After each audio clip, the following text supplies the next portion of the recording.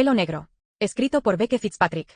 Abril. A picape Chevrolet enferrujada deu um tranco e parou subitamente, e Lauren Huntsman acordou quando bateu com a cabeça na janela. Piscou algumas vezes, ainda meio grogue. Sua mente parecia estar cheia de lembranças fragmentadas, pedaços estilhaçados que, se reunidos por ela, formariam algo inteiro. Uma janela com vista para o que aconteceu mais cedo naquela noite. Naquele momento, restavam apenas cacos dessa janela em sua cabeça latejante. Lembrava-se da cacofonia da música country, das gargalhadas roucas e dos melhores momentos da NBA passando nas TVs, que ficavam no alto da parede. Prateleiras exibindo dezenas de garrafas de vidro que emitiam um brilho verde, laranja ou preto. Prado. Ela pedirá uma dose dessa garrafa, porque a deixava tonta de um jeito bom.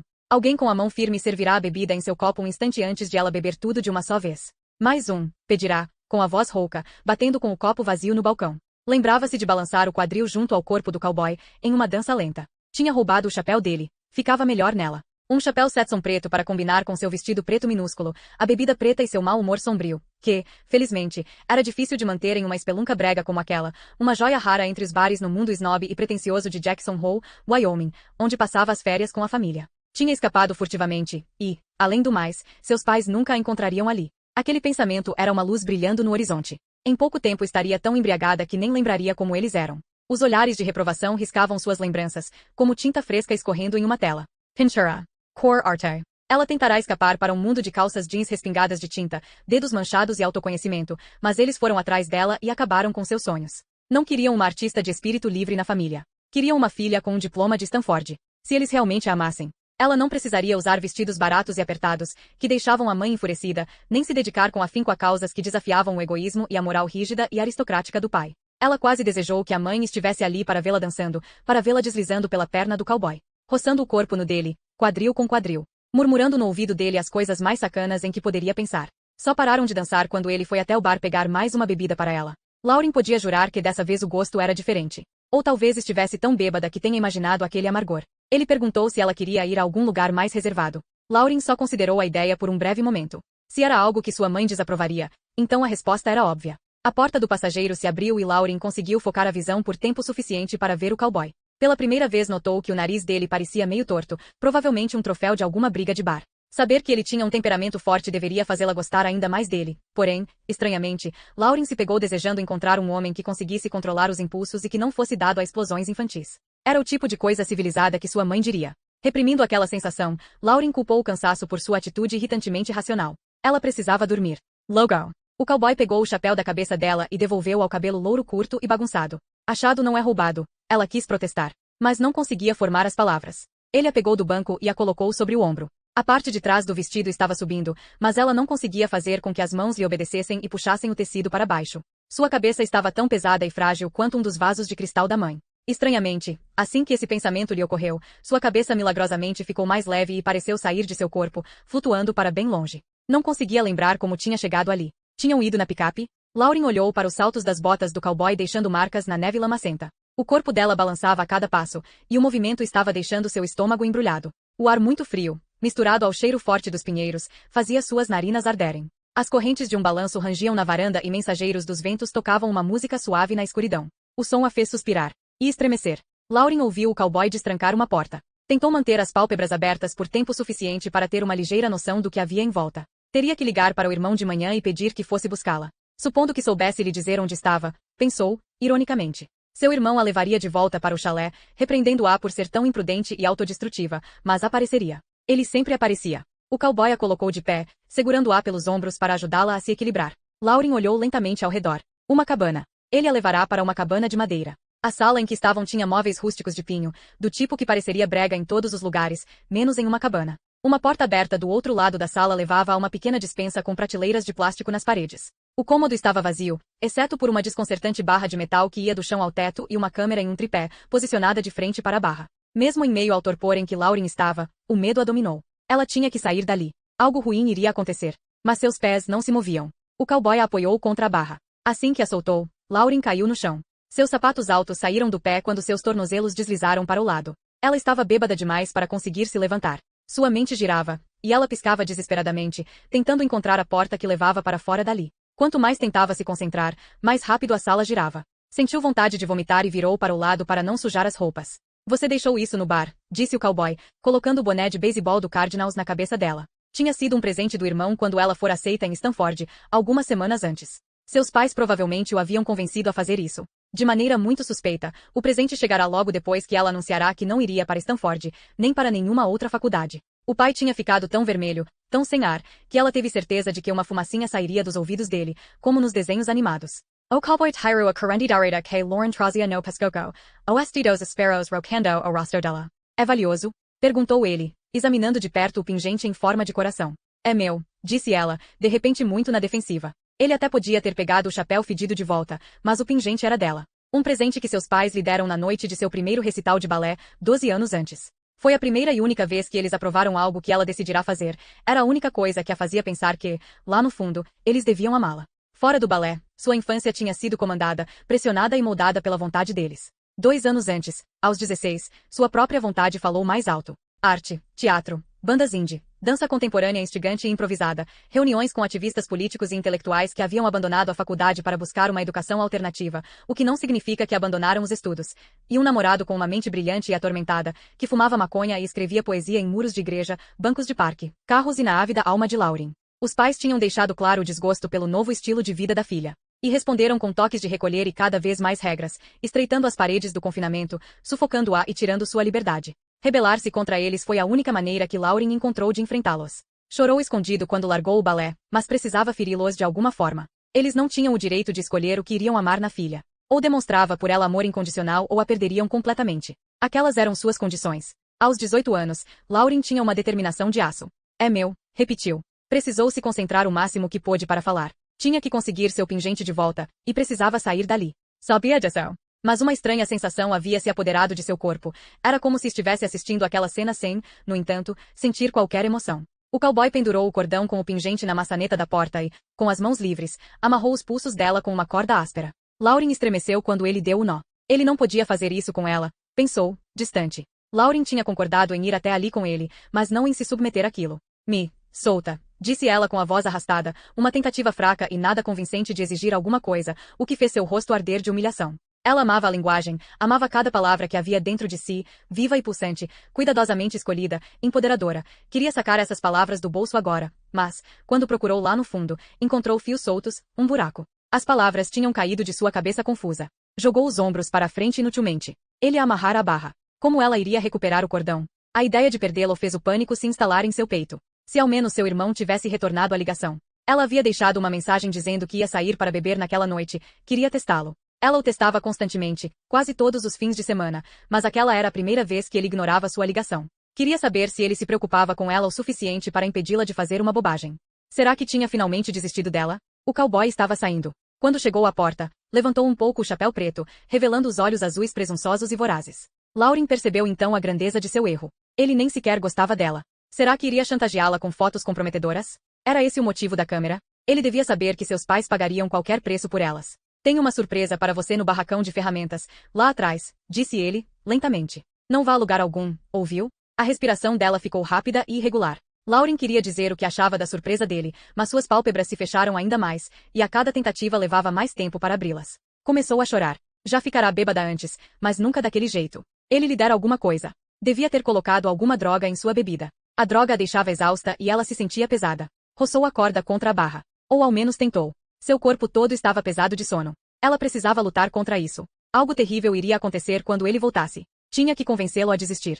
Mais rápido do que ela esperava, a silhueta dele surgiu na entrada da despensa, escurecendo o ambiente. As luzes o iluminavam por trás, projetando no chão uma sombra com o dobro de sua altura. Ele já não estava de chapéu, e parecia maior do que ela se lembrava, mas não era nisso que Lauren estava concentrada. Seus olhos foram direto para as mãos dele. O cowboy estava esticando uma segunda corda, verificando se estava boa. Ele foi em direção a Lauren, com as mãos trêmulas, colocou a corda em volta do pescoço dela e o puxou para trás, contra a barra. Luzes invadiram os olhos dela. O cowboy estava puxando com muita força. Ela soube, instintivamente, que ele estava nervoso e empolgado. Sentia isso no tremor ansioso do corpo dele. Ouvia a respiração ofegante e entrecortada cada vez mais intensa, mas não pelo esforço. Pela adrenalina. Isso fez o estômago dela se revirar de pavor. Ele estava gostando daquilo. Um estranho gorgolejo chegou aos seus ouvidos, e Lauren percebeu, com pavor, que era sua própria voz. O som a assustou. Ele xingou e puxou com mais força. Dentro de sua cabeça, ela gritava sem parar. Gritava enquanto a pressão aumentava, arrastando-a para a morte. Ele não queria tirar fotos. Queria matá-la. Ela não iria deixar aquele lugar horrível ser sua última lembrança. Fechou bem os olhos e se deixou levar escuridão adentro. 1 ano depois. Capítulo 1. Se eu morresse, não seria de hipotermia. Concluí isso enquanto enfiava um saco de dormir de penas de ganso na parte de trás do meu jipe e o amarrava, junto com 5 sacolas de equipamentos, cobertores de lã, sacos de dormir de seda, aquecedores para dedos do pés e tapetes para forrar o chão. Certa de que nada sairia voando do carro durante as 3 horas de viagem até Idlefield, fechei a porta traseira e limpei as mãos no short jeans. Meu celular berrou com Rod Stewart cantando If You Want My Body, e demorei um pouco a atender só para soltar a voz no trecho And You Think I'm Sexy junto com Rod. Do outro lado da rua, a senhora Pritchard fechou a janela da sala com força. Eu não podia desperdiçar um toque de celular como aquele, essa é a verdade. Ei, gata, disse Corby do outro lado da linha, estourando uma bola do chiclete que estava mascando. Vamos conseguir sair na hora ou não? Um pequeno problema. O Jeep está lotado, falei, com um suspiro dramático. Corby e eu somos melhores amigas desde sempre, mas agimos mais como irmãs. Provocações fazem parte da diversão. Já guardei os sacos de dormir e os equipamentos, mas vamos ter que deixar uma das malas para trás, uma azul marinho com alças rosa. Se abandonar a minha mala aí, pode dar adeus à minha fortuna. Eu devia ter imaginado que você ia tentar a cartada da família rica. Quem tem dinheiro precisa ostentar. De qualquer forma, você devia culpar toda essa gente se divorciando e contratando a minha mãe. Se as pessoas conseguissem simplesmente dar um beijo e fazer as pazes, ela ficaria sem trabalho. E aí você teria que se mudar. No que me respeito. Eiko o divorcio o Maximo. Corby Rio. Acabei de ligar para o urso. Ele ainda não começou a arrumar as malas, mas jurou que vai se encontrar com a gente em Idlefield antes de escurecer. A família de Corby era dona de Idlefield, uma pitoresca cabana no Parque Nacional Grand Teton e, pela semana seguinte, isso seria o mais perto da civilização a que iríamos chegar. Eu disse a ele que se tivesse que tirar morcegos das calhas dos telhados, ele poderia contar com um longo e casto recesso de primavera, acrescentou Corby. Ainda não acredito que seus pais deixaram você viajar com o seu namorado. Bem, começou Corby, hesitante. E o sabia? Tem mais coisa aí. Calvin vai também. O quê? Ele vem para casa por causa do recesso, e meu pai o forçou a ir com a gente. Ainda não conversei com Calvin, mas ele não deve ter gostado nada da ideia. Ele odeia quando meu pai lhe diz o que fazer. Principalmente agora, que está na faculdade. Ele vai estar o mau humor em pessoa, e sou eu quem vai ter que aguentar. Sentei-me no para-choque do jipe, os joelhos de repente parecendo feitos de areia. Respirar doía. De uma hora para outra, o fantasma de Calvin parecia estar por toda parte. Eu me lembrei da primeira vez que nos beijamos. Estávamos brincando de esconde-esconde perto do rio atrás de sua casa. Ele passou os dedos pela alça do meu sutiã e enfiou a língua na minha boca, enquanto os mosquitos zumbiam em meus ouvidos. E eu tinha gastado 5 páginas do meu diário para registrar o evento ad nauseam. Ele deve chegar à cidade a qualquer minuto, disse Corby. Que sacou, né? Quer dizer, você já esqueceu meu irmão, certo? Com certeza, falei, esperando soar blasé. Não quero que role um clima estranho, sabe? Nossa, claro que não. Não penso no seu irmão há milênios. Então disparei. E se eu ficar de olho em você e no urso? Diga a seus pais que não precisamos do Calvin. A verdade é que eu não estava pronta para ver Calvin. Talvez eu pudesse escapar da viagem. Fingir que tinha ficado doente. Mas era a minha viagem. Eu tinha dado duro por isso. E não ia deixar Calvin estragar tudo. Ele já tinha estragado coisas demais. Eles não vão cair nessa, disse Corby. Ele vai se encontrar com a gente em Idlefield hoje à noite. Hoje à noite? E o equipamento? Ele não vai ter tempo de arrumar tudo. Estamos nos preparando há dias. Estamos falando do Calvin. Ele é, tipo, praticamente um montanhês. Espera, o urso está na outra linha. Ligo para você de novo daqui a pouco. Desliguei e me deitei esparramada na grama. Expire. Bem quando eu tinha conseguido seguir em frente, Calvin voltava à minha vida, me arrastando para o ringue, para o segundo round. Eu poderia rir da ironia daquilo tudo. Ele sempre tinha que ter a palavra final, pensei, sem acreditar. É claro que ele não precisava de tempo para se preparar, tinha crescido fazendo trilhas nos arredores de Idlefield. Seu equipamento devia ficar no armário, pronto para ser usado a qualquer momento. Rebobinei minha memória vários meses, até chegar ao outono. Calvin era calouro em Stanford fazia 5 semanas quando terminou comigo. Pelo telefone. Em uma noite em que eu realmente precisava dele ao meu lado. Eu não queria nem pensar sobre aquilo agora, doía demais lembrar o que tinha acontecido naquela noite. Como tinha terminado.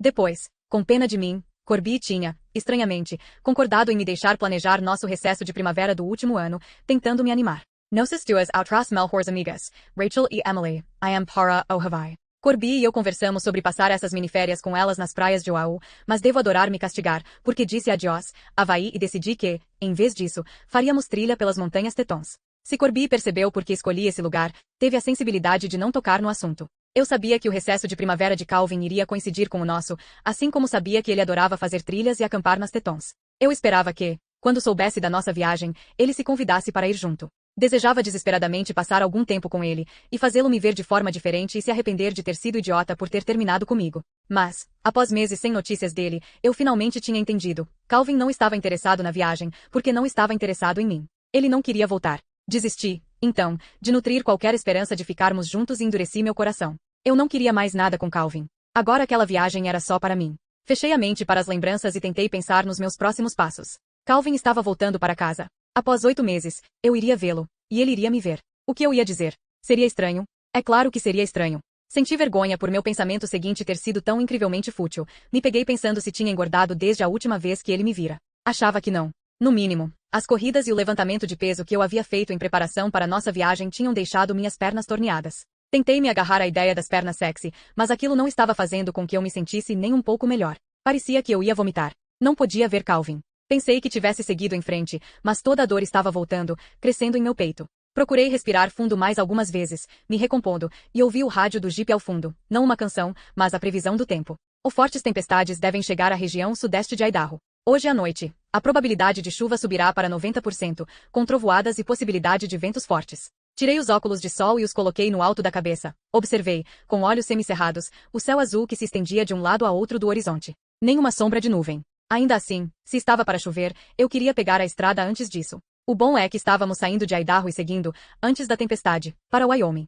Hi! Gritei, uma vez que as janelas da casa estavam abertas. Um instante depois ele apareceu na porta. Coloquei a cabeça para fora do carro e fiz meu melhor biquinho de garotinha do papai. Preciso de dinheiro para a gasolina, pai. O que aconteceu com a sua mesada? Tive que comprar coisas para a viagem, expliquei. Ninguém nunca lhe disse que dinheiro não cresce em árvores? Brincou ele, me observando com ar paternal enquanto balançava a cabeça. Eu me levantei bruscamente e lhe dei um beijo na bochecha.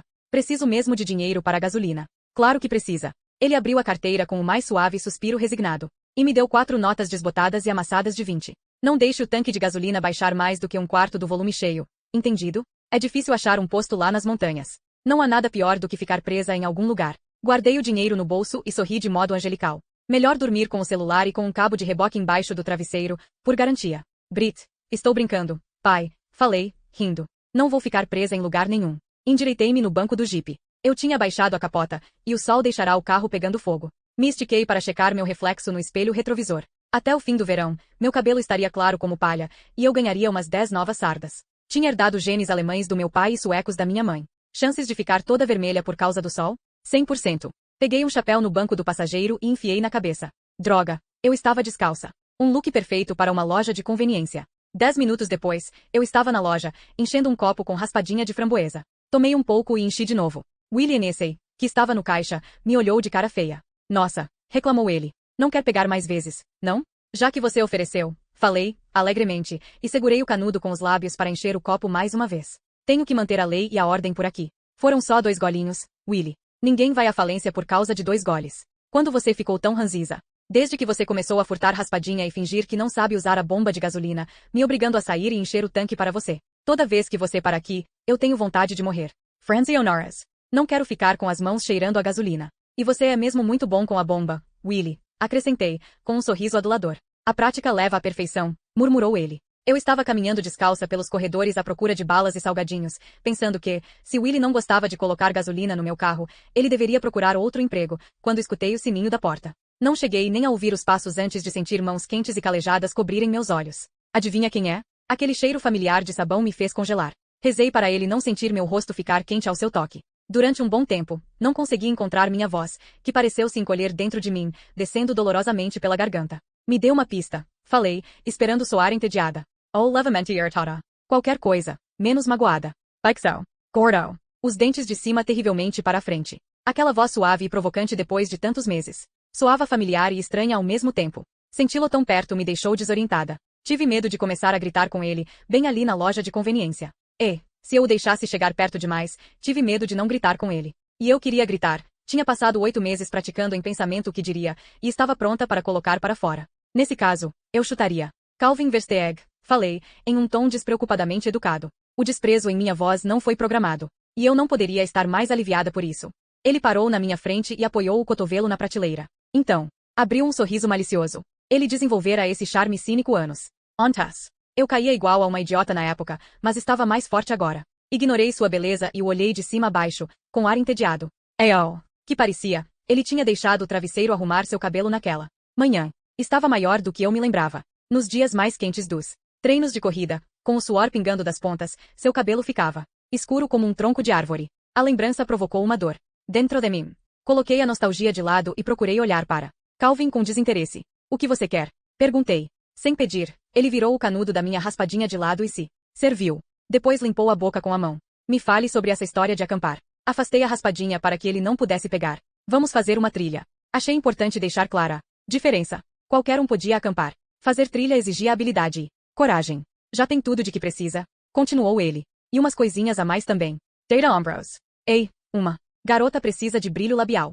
Vamos ser sinceros. Corby nunca vai deixar você sair da cabana. Ela tem pavor de fazer qualquer coisa ao ar livre. E você não consegue dizer não para ela. Ele bateu o dedo na cabeça, com ar de sabedoria. Sei como vocês, garotas, são. Olhei para ele com ar de indignação. Vamos fazer trilha durante uma semana inteira. Nosso percurso tem 65 quilômetros. Ok, talvez eu estivesse exagerando um pouco. Na verdade, Corby havia concordado com não mais do que 3 quilômetros de caminhada por dia, e tinha insistido para que andássemos em círculos ao redor de Idlefield, caso precisássemos de acesso rápido a conveniências e TV a cabo. Embora eu nunca tivesse sinceramente esperado fazer trilha semana inteira, tinha planejado deixar Corby e o urso na cabana por um dia e caminhar sozinha. Queria colocar meu treinamento à prova. Obviamente, agora que Calvin iria também, ele logo descobriria nossos verdadeiros planos, mas no momento minha maior prioridade era impressioná-lo. Eu estava de saco cheio de aturar suas insinuações constantes de que não tinha motivo para me levar a sério. E, mais tarde, eu poderia responder a qualquer crítica que ele fizesse argumentando que eu queria fazer trilha todos os dias e Corby estava dando para trás. Calvin não acharia absurda aquela desculpa. Você sabe que várias trilhas ainda estão cobertas de neve, certo? E as cabanas ainda não abriram para a temporada, então não tem muita gente por aquelas bandas. Até o posto da guarda florestal de Jenny Lake está fechado. Cada um é responsável pela própria segurança, eles não garantem o resgate. Arregalei bem os olhos e o encarei. Não me diga. Não estou me metendo nisso completamente às cegas, Calvin Desperai. Já está tudo certo. Vamos nos sair bem. Ele esfregou a boca, disfarçando um sorriso e deixando bem claro o que pensava. Você realmente acha que eu não consigo fazer isso? Falei, tentando não parecer magoada. Só acho que vocês duas vão se divertir mais se forem ao Lava Hot Springs. Podem ficar de molho nas piscinas de água mineral e passar um dia fazendo compras em Salt Lake. Passei o ano todo treinando para esta viagem. Rebati. Você não sabe como me esforcei, porque não esteve por perto. Você não me vê há 8 meses. Não sou mais aquela garota que você deixou para trás. Você não me conhece mais. Entendido, disse ele, levantando as palmas das mãos para mostrar que era apenas uma sugestão inocente. Mas por que Edward? Não. Tem nada para fazer lá em cima. Você e Corby vão ficar entediadas na primeira noite. Eu não compreendia por que Calvin estava tão determinado a me fazer desistir. E ele adorava Edward. E sabia tão bem quanto eu que havia muito o que fazer por lá. Então a ficha finalmente caiu. Aquilo não tinha nada a ver comigo ou com o lugar. Ele não queria ter que ir. Jantou. Não queria desperdiçar seu precioso tempo comigo. Se ele me fizesse desistir da viagem, seu pai não o obrigaria a nos acompanhar, e ele teria seu recesso de primavera de volta. Procurei assimilar a informação, embora fosse doloroso. Limpei. Garganta. Quanto seus pais tiveram que desembolsar para fazer você ir com a gente? Ele me olhou com falso desdém. Obviamente não o bastante. Então era assim que as coisas iam ser. Um flerte insignificante aqui. Uma provocação ali. Mentalmente, peguei um marcador preto e fiz um Grande X no nome Calvin. Só para deixar claro, fui contra você ir com a gente. Você e eu. Juntos de novo, não consigo pensar em nada mais desconfortável. Aquilo tinha soado bem melhor na minha cabeça. Was, pairando. Entre nós agora, as palavras passavam ciúme, mesquinharia e maldade. Exatamente o que se espera de uma ex-namorada. Eu não queria que ele soubesse que eu ainda estava sofrendo. Não quando ele estava ali, todo cheio de sorrisos e piscadelas. Ah, é. Bem, esta dama de companhia aqui acabou de passar o seu toque de recolher para uma hora mais cedo. Brincou. Acenei com a cabeça em direção ao BMW X5 com tração nas 4 rodas estacionado lá fora. É seu? Perguntei. Outro presente dos seus pais. Ou você arranjou algo para fazer sem ser correr atrás das garotas em Stanford. Como ter um trabalho respeitável. Por exemplo, meu trabalho é correr atrás das garotas. Um meio sorriso. Odioso. Mas eu não o chamaria de respeitável. Nenhuma namorada séria. Então, não consegui olhar para ele, mas senti um imenso orgulho do meu Tom Casual. E disse a mim mesma que não me importaria com sua resposta, independentemente de qual fosse. Na verdade, se ele tivesse seguido em frente, seria mais um sinal verde indicando que eu estava livre para fazer o mesmo. Ele me cutucou. Por quê? Você tem namorado? Claro. Ahem, claro. Ele bufou. Corby teria me contado. Não dei para trás, arqueando as sobrancelhas com um ar presunçoso. Acredite ou não, existem coisas que Corby não conta para você. Ele franziu as sobrancelhas. E quem é? Perguntou, com cautela, e eu percebi que ele estava analisando se acreditava ou não na minha história. A melhor maneira de consertar uma mentira é não contar outra. Mas fui em frente mesmo assim. Você não o conhece. Ele é novo na cidade. Calvin balançou a cabeça. Muito conveniente. Não acredito em você. Mas seu tom sugeria que estava quase acreditando. Senti um desejo incontrolável de provar a ele que eu tinha superado nossa história, com ou sem um fim propriamente dito, e, nesse caso, sem. E não só isso. Queria mostrar a ele que eu tinha arrumado um cara. Muito, muito melhor. Enquanto Calvin estava ocupado sendo um mulherengo na Califórnia, eu não estava, repito, não estava, sofrendo pelos cantos, olhando fotos dele. É ele ali, está vendo? Falei, sem pensar. Os olhos de Calvin seguiram meu gesto até o Volkswagen Jetta vermelho estacionado lá fora, junto à bomba de gasolina mais próxima. O cara abastecendo o Jetta devia ser uns 2 anos mais velho do que eu. Seu cabelo castanho era bem curto, revelando a simetria impressionante de seu rosto. Com o sol batendo em suas costas, sombras marcavam as depressões sob suas maçãs do rosto. Não consegui ver a cor de seus olhos, mas eu esperava que fossem castanhos, por nenhuma outra razão. Além do fato de os olhos de Calvin serem de um tom profundo de verde. O cara tinha ombros esculturais que me fizeram pensar que era nadador, e eu nunca o tinha visto antes. Aquele cara, eu o vi quando entrei. A placa é de Wyoming. Calvin não parecia convencido. Como eu disse, ele é novo na cidade. Ele é mais velho do que você, argumentou Calvin. Lancei para ele um olhar desafiador. E daí? Ouvi o sino da porta, e meu falso namorado entrou. Ele era ainda mais bonito de perto. E seus olhos eram definitivamente castanhos. Um tom pálido de castanho. Ele enfiou a mão no bolso de trás para pegar a carteira, e eu agarrei o braço de Calvin e o puxei para trás de uma prateleira cheia de biscoitos doces. O que está fazendo? Perguntou ele, me olhando como se eu tivesse 2 cabeças. Não quero que ele me veja, sussurrei. Porque ele não é mesmo seu namorado, né? Não é isso. Ei. Onde estava a terceira mentira quando eu precisava dela? Cal sorriu com malícia, e, quando vi, ele havia se soltado da minha mão e estava caminhando devagar em direção ao balcão da loja. Prendi. Um gemido entre os dentes e observei, espiando entre as 2 prateleiras. De cima. Ei, disse Calvin amigavelmente para o cara, que usava uma camisa Zedras de flanela, jeans e botesta escalada. O cara não se deu ao trabalho de erguer o olhar, e balançou a cabeça, para mostrar que tinha ouvido. Ouvi falar que você está namorando a minha ex, disse Calvin, com um tom indiscutivelmente convencido. Ele estava me fazendo provar um pouco do meu próprio veneno. E sabia disso. O comentário chamou a atenção do cara, que observou Calvin com curiosidade, e senti minhas bochechas ficarem ainda mais quentes. Você sabe, sua namorada, provocou Calvin. Ollie, a escondida. Atrás dos biscoitos. Ele apontou para mim. Eu me impertiguei, minha cabeça despontando no topo da prateleira. Estiquei a camisa e abri a boca, mas não saiu nada. Nada. Mesmo. O cara olhou na minha direção. Nossos olhos se encontraram. Brevemente, e, sem emitir som algum, balbuciei, completamente envergonhada. Eu posso explicar, mas não podia. Então, algo inesperado aconteceu. Oh, cara encru Calvin diz, com uma voz tranquila e serena. Sam, minha namorada. Brett. Eu me encolhi, sem ação. Ele sabia meu nome? Calvin parecia igualmente espantado. Ah, e ai. Me desculpe, cara. Eu pensei. Ele estendeu a mão. Meu nome é Calvin Versteeg, gaguejou, sem jeito. Oh, Axta. Brett. Mason. Mason olhou para a mão estendida de Calvin, mas não o cumprimentou. Colocou 3 notas de 20 no balcão para Willie. Hennessy. Então, foi até onde eu estava e beijou meu rosto. Foi um beijo sem emoção, mas minha pulsação acelerou mesmo assim. Ele sorriu. E era um sorriso caloroso e sexy. Vejo que você ainda não superou seu vício por raspadinhas, Brit. Lentamente, retribui o sorriso. Já que ele estava disposto a entrar na brincadeira, resolvi aproveitar minha deixa. Vi você parar o carro, e precisava de algo para me acalmar. Olhei para ele com adoração, me abanando. Ele franziu o senho. Eu tinha quase certeza de que estava rindo por dentro. Você devia passar na minha casa mais tarde, Mason. Por quê? Comprei um novo brilho labial e ele precisa ser testado. Falei. Ah, um jogo do beijo? Disse ele, sem perder o embalo. Olhei rapidamente para Calvin para ver como ele estava lidando com a situação. Para meu deleite, parecia que ele tinha acabado de chupar um limão. Você me conhece, gosto de apimentar as coisas, retruquei, com a voz doce. Calvin pigarreou e cruzou os braços. Não é melhor você ir logo, Brit? Para chegar à cabana antes de anoitecer. Algo indecifrável enevoou os olhos de Mason. Está indo acampar? Perguntou ele. Fazer trilha, corrigi. Em Wyoming, nas montanhas Tetons. Eu ia contar para você, mas... Droga! Que motivo eu poderia inventar para não ter contado ao meu namorado sobre a viagem? Estava tão perto de conseguir, e agora ia estragar tudo.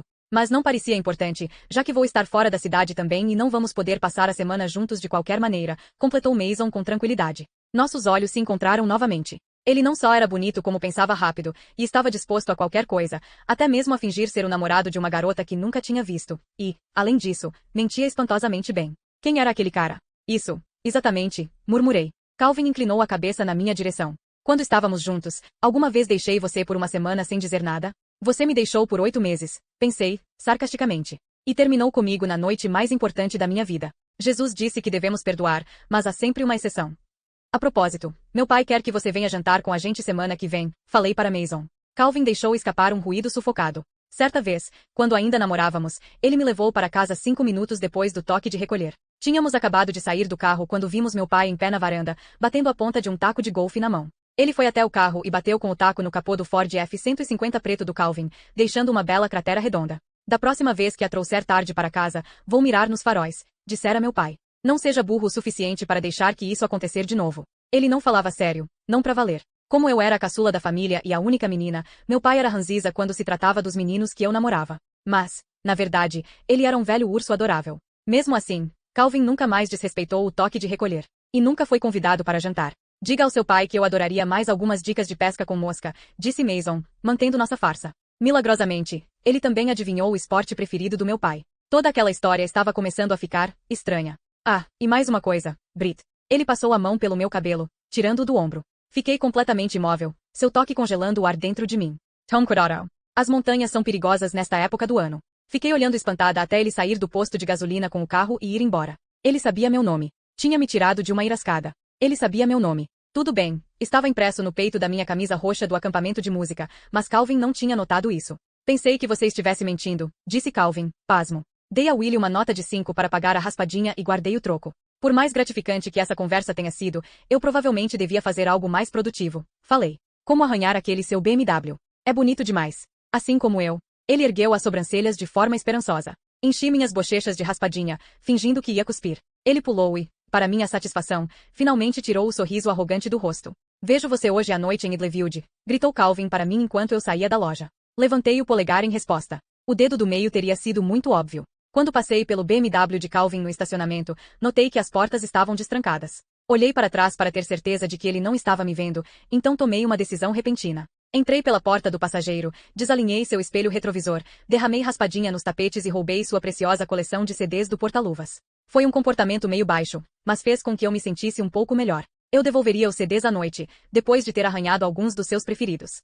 Capítulo 2. Algumas horas depois, Corby e eu estávamos na estrada. Calvin tinha saído antes da gente, e a culpa era toda de Corby. Quando cheguei à sua casa para buscá-la, ela estava arrumando outra bolsa, lentamente pegando blusas no armário e escolhendo os batons que iria levar. Eu me sentei na cama dela e tentei acelerar as coisas enfiando tudo na mala de uma vez. Queria muito chegar a Idlefield antes de Calvin. Agora ele ia poder escolher o quarto primeiro, e suas coisas estariam espalhadas pela cabana quando chegássemos. Eu o conhecia muito bem, e tinha quase certeza de que ele trancaria a porta, nos obrigando a bater, como se fossemos meras convidadas, o que era irritante, uma vez que aquela era a nossa viagem, não dele. Corby e eu viajamos com a capota abaixada, para desfrutar do calor do vale antes de chegarmos ao ar frio da montanha. Ouvimos música no último volume também. Corby tinha gravado um CD para a viagem, e estávamos ouvindo aquela música dos anos 70, 80.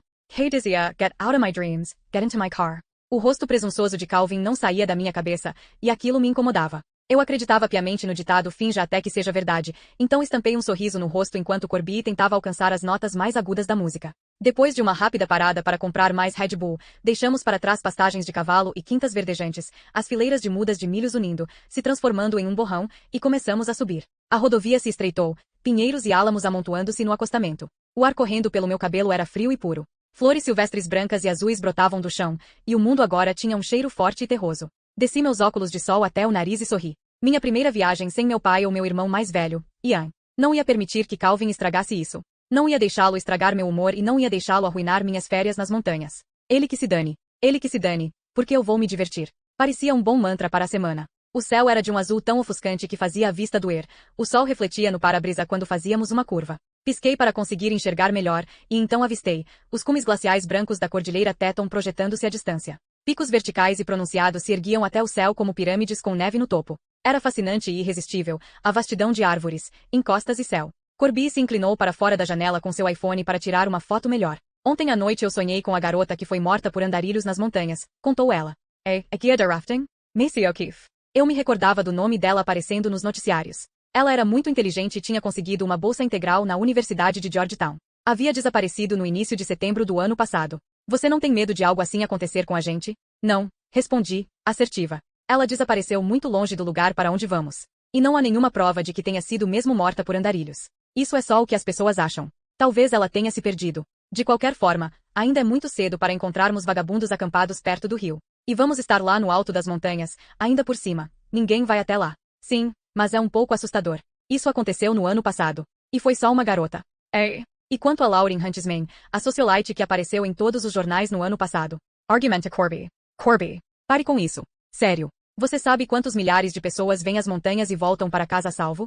Lauren desapareceu muito perto de onde vamos ficar, insistiu Corby. Ela estava em Jackson Hole, a quilômetros de distância de onde vamos ficar. E estava bêbada. Acham que ela entrou em um lago e acabou se afogando. No noticiário, falaram que algumas pessoas a viram sair de um bar com um cowboy de chapéu preto. Uma pessoa viu. E nunca encontraram o tal cowboy. Ele nem deve existir. Se estivéssemos correndo algum perigo, meu pai não me deixaria vir. É, acho que sim, disse Corby, com um ar nada convencido. Felizmente, poucos minutos depois ela parecia ter deixado de lado a apreensão.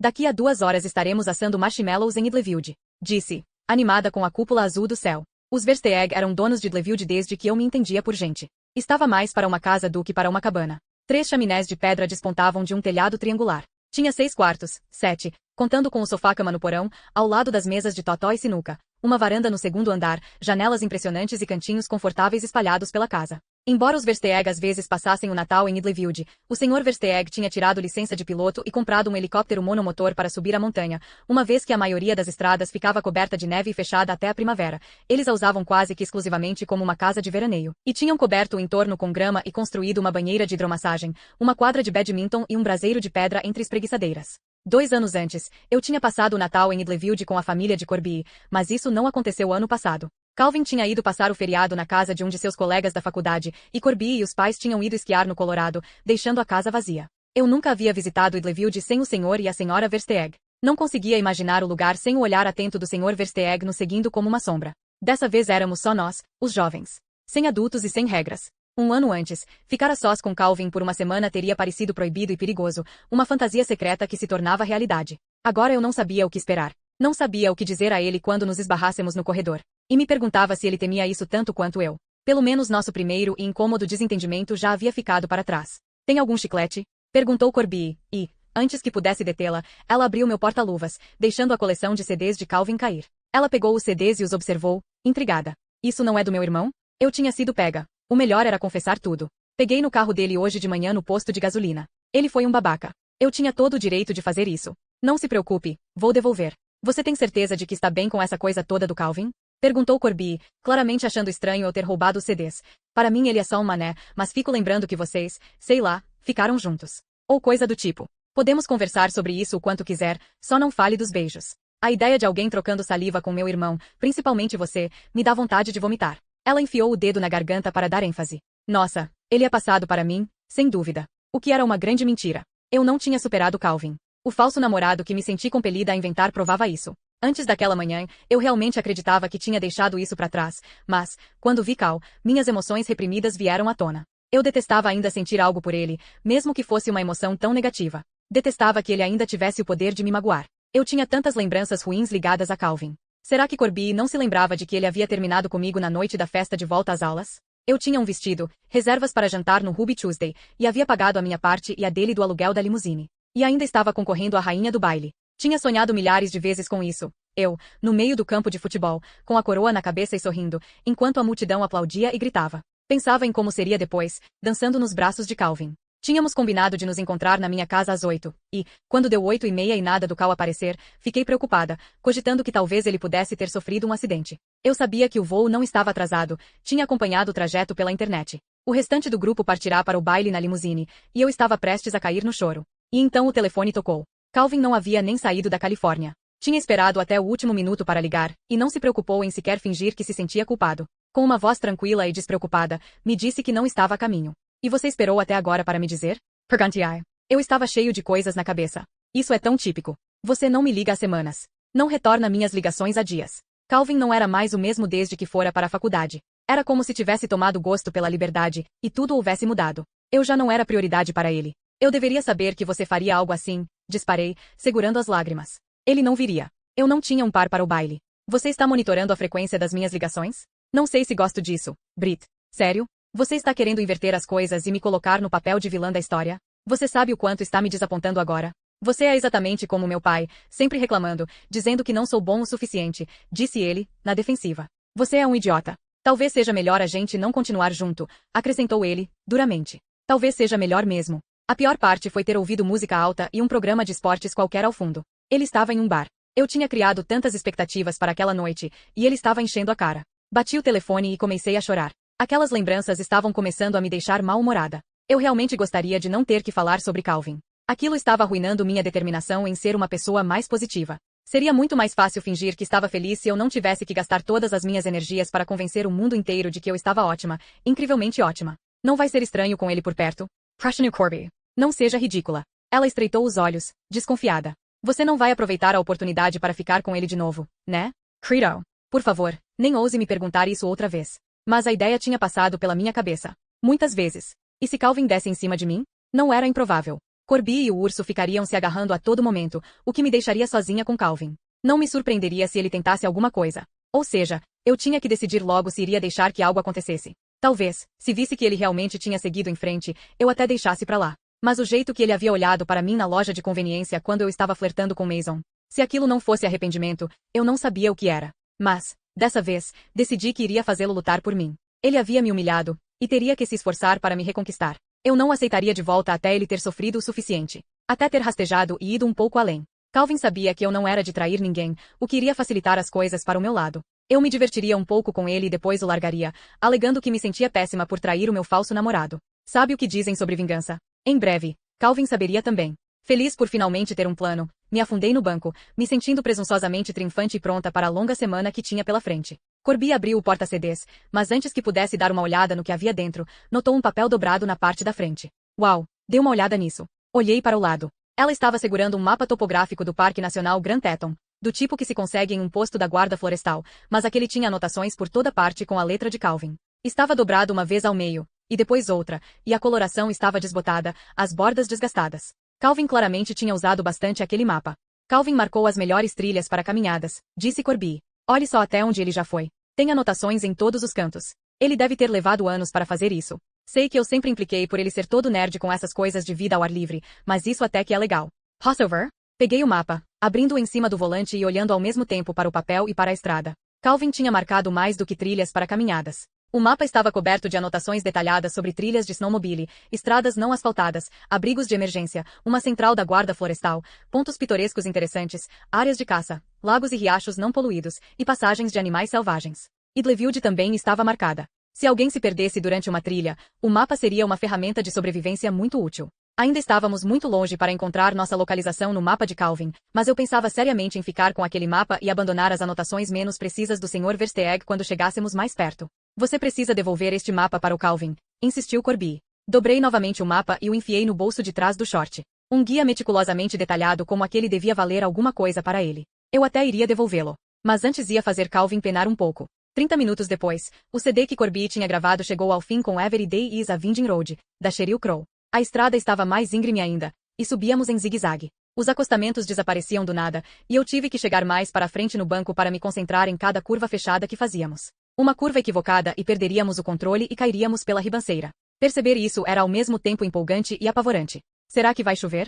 Perguntou Corby, franzindo a testa, enquanto apontava para um aglomerado de nuvens escuras despontando por cima das copas das árvores. Como isso é possível? Chequei a previsão do tempo antes de sairmos. Era para chover em Idaho, não em Wyoming. Vai chover por alguns minutos, mas depois o céu vai ficar limpo. Se você não gosta do clima em Wyoming, espere uns 5 minutos. Assim dizia o ditado. Queria que não chovesse dia nenhum enquanto estivermos aqui, disse Corby, bufando, indignada. Será que ela estava pensando em Raquel e Emily se bronzeando na praia de Waikiki? Eu sabia o quanto Corby queria ir para algum lugar ensolarado no recesso de primavera. Acho que o fato de ela estar fazendo aquela viagem comigo dizia muito sobre nossa relação. Tínhamos as nossas brigas, claro, mas nossa amizade era muito forte. Não são muitas as amigas que abririam mão de uma praia paradisíaca para fazer trilha nas montanhas. Li em algum guia que a chuva tem algo a ver com o fato de o ar quente e o frio estarem sempre colidindo aqui em cima, murmurei, despreocupadamente, com os olhos grudados na estrada. Nesta altitude, o vapor d'água pode se transformar em gelo, que tem uma carga positiva. Mas a chuva tem uma carga negativa. Quando as cargas se encontram, dão origem aos relâmpagos e temos uma tempestade. Corby baixou os óculos escuros até o nariz e olhou para mim com ar de espanto. Você também acende fogo com gravetos e se orienta pelas estrelas? Soltei o volante rapidamente para dar um cutucão em seu ombro. Você devia pelo menos ter dado uma olhada em alguns dos guias que seu pai comprou. Você está falando dos guias que me ensinaram que um ser humano pode sobreviver à base de dejetos de coelho em situações extremas? Ela torceu o nariz. Essa foi a primeira e última vez que li um guia. De qualquer forma, se eu tivesse lido tudo seria um desperdício de tempo, já que meu irmão vai assumir o controle da viagem e ficar dando ordens a gente. Calvin não assumiria o controle. Não daquela vez. Eu não tinha treinado por tanto tempo para entregar tudo de mão beijada para ele. Rapidamente, o céu assumiu um tom cinza escuro. A primeira gota de chuva caiu como um pedaço de gelo em meu braço. Depois, outra. Então mais 3. Em questão de segundos, a chuva apertou, respingando o para-brisa com gotículas de água. Parei o jipe no meio da estrada, já que não havia lugar para encostar. Corby dava tapinhas nos pingos de chuva como se fossem mosquitos. Me ajude a cobrir o carro, falei, saindo do jipe. Levantei a capota, fazendo sinal para Corby prendê-la. Depois abri a porta traseira, desenrolei a janela e prendi as correias. Quando terminei, estava ensopada, os pelos dos meus braços arrepiados de frio. Esfreguei os olhos para enxugá-los e fechei as janelas laterais. Por fim, prendi o velcro e entrei no carro, tremendo muito. Aí está a sua carga negativa, brincou Corby. Encostei o rosto na janela fria e dei uma olhada no céu. Nuvens cinza terríveis se estendiam em todas as direções. Já não dava para ver nenhum azul, nem mesmo um pedacinho sequer no horizonte. Esfreguei os braços para me aquecer. É melhor eu ligar para o urso e avisá-lo da tempestade, disse Corby. Um instante depois, ela afundou de volta no banco, frustrada. Estamos sem sinal. Andamos por mais alguns quilômetros antes que a chuva desabasse torrencialmente. A água que corria pela estrada parecia um rio e chapinhava nos pneus, me deixando preocupada com a aquaplanagem. Os limpadores de para-brisa não conseguiam remover a água rápido o bastante. A chuva batia tão furiosamente no vidro que eu não conseguia ver aonde estava indo. Eu queria encostar o carro, mas não havia acostamento. Em vez disso, fui o mais para a direita possível na minha pista, parei e liguei o pisca-alerta. Esperava que, se alguém estivesse vindo atrás da gente, visse as luzes piscando em meio ao aguaceiro. Fico pensando em como deve estar o tempo lá no Havaí, disse Corby, usando a manga da blusa para limpar a janela embaçada. Temporarily as unhas no volante me perguntando ok Calvin Faria, no meu lugar. Meu humor melhoraria tremendamente se, naquela noite, eu pudesse lhe dizer que tinha passado pela tempestade numa boa. Sem pânico, murmurei em voz alta, pensando que parecia um bom primeiro passo em direção ao sucesso. O céu está desabando, nossos celulares estão sem sinal e estamos no meio das montanhas. Sem pânico. Claro. Capítulo 3. A chuva não deu trégua. 1 hora mais tarde, a água continuava a correr pelo para-brisa, engrossando e se transformando em uma neve semi-derretida. Ainda não era exatamente neve. No entanto, alguns graus a menos e isso iria mudar. Ainda estávamos paradas na estrada, e eu deixei o motor ligado praticamente o tempo inteiro. Toda vez que desligava para economizar gasolina, eu e Corby começávamos a tremer violentamente. Vestimos calças jeans e colocamos as botas e nossos casacos, mas a roupa extra não conseguia deter o frio. Para o bem ou para o mal, ninguém tinha vindo na estrada atrás de nós. Está ficando mais frio, falei, mordendo o lábio, nervosa. Talvez seja melhor voltar. A cabana não deve estar a mais de 1 hora de distância. Não podemos voltar agora. A chuva está tão forte que não consigo ver as placas. Eu me curvei sobre o volante, estreitando os olhos para enxergar pelo para-brisa a placa em forma de losango amarelo à frente. As inscrições em preto estavam completamente legíveis. Tinha escurecido muito rápido. O relógio mostrava que passava das 5, mas podia muito bem já ter anoitecido. Pensei que o seu Jeep fosse off-road. Tenho certeza de que ele funciona bem na chuva. Pise fundo no acelerador e a gente sobe a montanha. Vamos esperar mais 10 minutos, para ver se a chuva para. Eu não estava acostumada a dirigir em meio a temporais, muito menos um tão forte como aquele, e com rajadas de vento violentas. O anoitecer só piorava as coisas, pois mal conseguíamos ver o que estava do lado de fora. Naquele momento, dirigir, ainda que praticamente me arrastando, parecia perigoso. Olhe para o céu. Não vai parar. Precisamos continuar. Você acha que os limpadores de para-brisa vão aguentar por muito mais tempo? Era uma boa pergunta. A borracha estava se soltando da armação de metal, que raspava o vidro com um ruído suave. Seria melhor se você tivesse visto isso antes da viagem, continuou Corby. Que maravilha ela me falar isso agora. Pensando bem, acho que estamos forçando seu carro um pouco demais, insistiu Corby, com a voz levemente preocupada. Fiquei calada, com medo de dizer algo de que pudesse me arrepender. As alfinetadas de Corby eram sempre assim, veladas. Ela dominava a arte de minar as pessoas ingenuamente. Os veículos off-road melhoraram muito ao longo dos anos, né? Acrescentou, da mesma forma falsamente educada. Quer dizer, a diferença entre seu Jeep e o meu utilitário é imensa. Sente o sangue ferver. Ela estava transformando aquilo em uma competição, como sempre. Eu nunca contaria isto a Corby, mas no verão anterior, quando dormi uma noite na casa dela, dei uma olhada no seu diário. Pensei que encontraria segredos a respeito de Calvin, informações que eu poderia usar para provocá-lo de brincadeira depois. Imagine minha surpresa quando encontrei duas listas, lado a lado, em que Corby se comparava a mim. Segundo ela, eu tinha pernas mais bonitas e uma cintura mais definida, mas meus lábios eram muito finos e eu tinha muitas sardas, e portanto era apenas genericamente bonita. Corby ganhava no tamanho do sutiã, tinha as sobrancelhas mais certinhas e pesava 4 quilos a menos do que eu. É claro que ela se esqueceu de mencionar que era 8 centímetros mais baixa. A lista ocupava 2 páginas, e dava para perceber, pelas diferentes cores de caneta, que continuava sendo atualizada. Corby dera a cada atributo uma pontuação, e havia somado os totais. Na época, ela me ganhava por uns 10 pontos. O que era ridículo, já que se dera 5 pontos a mais pelas unhas e fazíamos a mesma coisa no mesmo salão. Pensei na lista secreta dela agora, e me senti mais determinada do que nunca a defender meu jipe. Eu iria chegar até o alto daquela montanha de qualquer jeito. Tudo para não dar a ela mais uma vitória para incluir em sua lista estúpida. Melhor carro? Check. Eu sabia que não deveria me importar com esse jogo, pois era tudo uma grande idiotice, e sabia que Corby nunca me deixaria vencê-la, mas eu queria mostrar para ela que conseguia. Queria muito. Curiosamente, eu tinha passado pela mesma coisa na minha relação com Calvin, me esforçando excessivamente para convencer todos à minha volta, principalmente Corby, de que Calvin e eu éramos um casal perfeito. Para toda a vida. Eu nunca tinha pensado nisso de forma tão consciente, mas sentia uma necessidade avassaladora de mostrar a Corby como minha vida era ótima. Talvez por causa da lista. Talvez porque me irritasse pensar que ela mantinha uma contagem de pontos, quando esse deveria ser o tipo de coisa que acontece entre inimigas, e não entre melhores amigas. Você colocou pneus de neve neste troço antes de sairmos? Pergunta Corby. Neste troço. Era em momentos como aquele que eu tinha que me esforçar para lembrar porque Corby e eu éramos amigas. Éramos inseparáveis desde pequenas, e, mesmo tendo começado a seguir direções diferentes, principalmente no ano anterior, era difícil desistir de um relacionamento que levará anos para ser construído. Além disso, quando parava para refletir, eu perdia a conta de tudo que Corby fizera por mim. E isso não só agora, mas desde que éramos crianças, quando ela me comprava coisas que eu não tinha como pagar e choramingava até seus pais me deixarem ir junto nas férias de família. Ela fazia de tudo para que eu nunca fosse deixada de lado. Frutos de sua personalidade forte ou não, os pequenos atos de gentileza de Corby tinham me conquistado.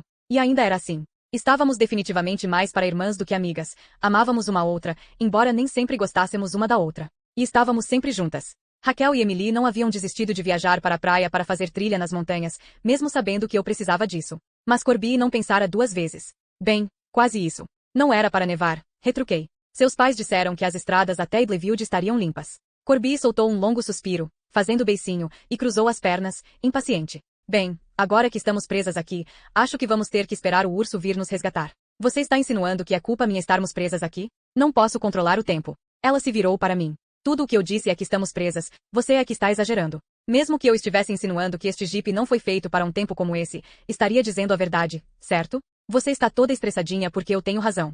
Minha respiração acelerou. Você quer ver o jipe subir a montanha? Ela fez um gesto exagerado com as mãos em direção ao para-brisa. Só acredito vendo. Ok, então. Vá em frente. Fique à vontade. Risa Fundal. Soprei o cabelo para tirá-lo dos meus olhos e agarrei o volante com tanta força que os nós dos meus dedos ficaram brancos. Eu não queria fazer aquilo. Eu não confiava no jipe para nadar rio acima, e isso era praticamente o que eu estaria pedindo que ele fizesse. Você está blefando, disse Corby. Não vai fazer isso. Mas eu tinha que fazer. Não me restava alternativa. Engrenei o jipe, tomando coragem, e, hesitante, virei o carro em direção à estrada, ainda tomada por água. Eu estava com tanto medo que senti uma gota de suor escorrer pela coluna. Não tínhamos nem chegado a Idlefield e já estávamos com problemas. Se eu estragasse tudo, Corby nunca me perdoaria por arrastá-la até lá. Pior, ela contaria tudo ao irmão, para quem ficaria claro que eu não deveria tentar fazer uma trilha que exigia tanto se não conseguia controlar meu carro em meio a um temporal. Eu precisava nos tirar dali. Os pneus traseiros derraparam, mas finalmente conseguiram avançar, e começamos a subir. Está vendo? Falei, com orgulho, mas ainda sentindo um nó no peito. Meu pé estava congelado no acelerador, e eu temia que, se o movesse um pouquinho que fosse, o jipe pudesse escorregar ou deslizar, ou pior, derrapar da beira da montanha. Você pode se vangloriar quando chegarmos lá em cima. Enormes flocos de neve caíam no para-brisa, então aumentei um pouco a velocidade do limpador, que não servia para quase mais nada. Eu só vi alguns metros à frente do jipe. A Candy Overall. Não melhorou muito. Seguimos nesse ritmo arrastado por mais uma hora. Eu já não conseguia mais ver a estrada, apenas vislumbres passageiros de asfalto preto por baixo do branco ofuscante. A intervalos de poucos metros, os pneus derrapavam e travavam. Pisei mais fundo no acelerador, mas eu sabia que não daria para subir lentamente daquele jeito para sempre. Uma coisa era defender meu orgulho. Outra era nos matar sem necessidade. O carro morreu. Liguei de novo e pisei no acelerador. Vamos lá, Andy. Eu não sabia se estava tentando convencer o carro ou a mim mesma. O motor gemeu e morreu novamente. A subida íngreme, aliada ao fato de a estrada estar coberta de neve, tornava impossível continuar dirigindo. Eu não conseguia sequer ver onde tinha parado, e isso me assustava. Podíamos estar a centímetros de um desfiladeiro. Liguei o pisca-alerta de novo, mas nevava tão forte que ninguém conseguiria nos ver até que fosse tarde demais. Peguei, então, o mapa de Calvin e tentei me orientar. Mas era inútil. Não dava para identificar ponto de referência algum em meio à brancura da neve. Ficamos em silêncio por vários minutos, nossa respiração embaçando as janelas. Fiquei feliz por Corby, pelo menos uma vez, não falar nada. Não ia aguentar discutir com ela naquele momento. Não parava de pensar nas nossas alternativas. Não tínhamos comida, só na cabana. A senhora Versteeg tinha mandado seu assistente levar a comida para lá no fim de semana anterior, para que não precisássemos levar. Nossos celulares estavam sem cervico. Tínhamos sacos de dormir, mas acampar na estrada à noite era realmente uma opção? E se um caminhão nos atingisse por trás? Que droga! Resmungou Corby, limpando o vapor das janelas e olhando pasma para todo aquele branco lá fora. Eu nunca tinha visto a neve cair tão forte e tão rápido daquele jeito. Tinha coberto a estrada, e já estava se acumulando. Talvez devêssemos voltar agora, falei. Mas isso também não era exatamente uma opção. Descer a montanha coberta de neve e água parecia ainda mais perigoso do que subir. E eu já estava exausta do esforço que fizera para chegarmos até ali. Uma dor de cabeça infernal começou a me importunar. Não vamos voltar. Vamos ficar aqui, disse Corby, decidida. O urso deve estar a 1 ou 2 horas da gente. Ele vai nos rebocar com a picape. Não podemos ficar no meio da estrada, Corby. É muito perigoso. Deve haver um acostamento mais à frente. Saia do carro e empurre. Como? Não podemos ficar paradas aqui, falei. Estamos no meio da estrada. Eu não sabia se estávamos no meio da estrada. O chão, as árvores e o céu eram um grande borrão branco. Não havia como saber onde um terminava e o outro começava. E, embora na verdade eu não achasse uma boa ideia mover o carro, não quando não conseguíamos ver nada, estava cansada das sugestões estúpidas de Corby. Queria que ela acordasse. Saia e Emperor. Os olhos dela se arregalaram, e logo depois se estreitaram. Você não pode estar falando sério. Está nevando lá fora. Tudo bem. Você dirige. E o Emperor? Não sei dirigir carro com marcha. Eu sabia disso. E fazê-la admitir melhorou meu humor, exatamente como eu esperava. Estávamos presas e eu não tinha a menor ideia de como nos tirar dali. Então, uma sensação estranha tomou conta de mim. De repente fiquei com medo de estarmos com problemas ainda maiores do que imaginávamos. Afastei aquele pensamento assustador e saí do carro.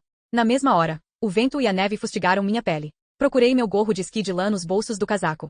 5 minutos na neve e parecia um pano de prato molhado. Eu tinha um chapéu reserva, um boné de beisebol que Calvin tinha me dado no último verão, enfiado em algum lugar no fundo da minha mochila, mas não era impermeável. A única razão para eu tê-lo trazido nesta viagem era a satisfação de devolvê-lo, mandando uma mensagem clara para Calvin de que o havia superado. Enrolei meu cachecol vermelho no pescoço, com esperança de que se saísse melhor do que meu gorro. Aonde você está indo?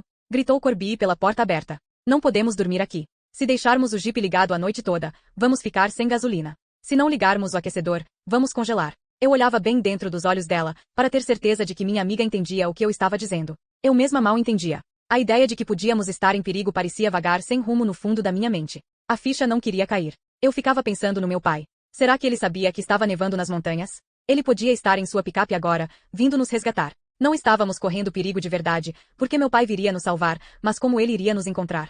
Mas não era para nevar, disse Corby com voz estridente. Se meu pai tivesse previsto isso, ele não teria me deixado sair. Eu estaria em casa agora, segura. Mas pensar isso era perda de tempo. Eu estava ali, estava nevando, e precisávamos encontrar um abrigo. Você está sugerindo que a gente durma aí fora? Corby apontou para a floresta, que parecia escura e assombrada em meio ao redemoinho de neve. Cruzei os braços para manter as mãos aquecidas. Não devemos ser as únicas pessoas aqui em cima, falei. Se andarmos por aí, podemos encontrar uma cabana com as luzes acesas. E se a gente se perder? A pergunta me irritou. Como eu ia saber? Eu estava com fome, precisava ir ao banheiro e estava presa em uma montanha. Estava abandonando meu carro em busca de um abrigo melhor, e não sabia se encontraria algum. Meu telefone não funcionava, eu não tinha como falar com o meu pai, e meu coração batia tão rápido que estava me deixando tonta. Fechei a porta e fingi não ter ouvido a pergunta. Procurei colocar-me perder no fim da minha lista de preocupações. Se meu pai não conseguisse subir a montanha, se Corby e eu passássemos a noite no jipe, se não encontrássemos uma cabana, iríamos congelar até a morte. Eu não dissera isto a Corby,